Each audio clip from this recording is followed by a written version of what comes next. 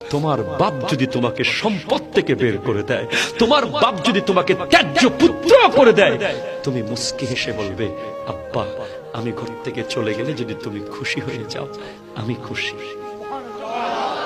ঠিক কিনা কথা বলেন?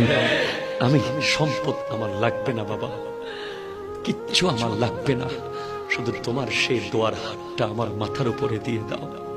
বিশ্বাস করেন, আমি আপনাকে গ্যারান্টি দিয়ে বলছি, বাবার কাছে টাকা থাকলেও, বাবা ব্যবসায়ী হোক, বাবা কোটি টাকার মালিক হোক, তারপরেও চাকরি থেকে যখন আপনি বেতন পান, আপনি 100টা টাকা বাবার হাতে দিয়েন, 500টা টাকা বাবার হাতে দিয়েন।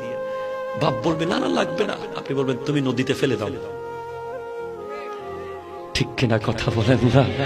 দেখবেন ওই বাপ সেদিন রাতে অন্ধকারের ভিতরে দু চোখের পানি ফেলে আল্লাহকে বলে, আল্লাহ আজকে আমি ছেলে হয়ে গেলাম, আমার ছেলে বাপ হয়ে গেল, আমার ছেলে আজ বাপ হয়ে আমাকে টাকা দিচ্ছে।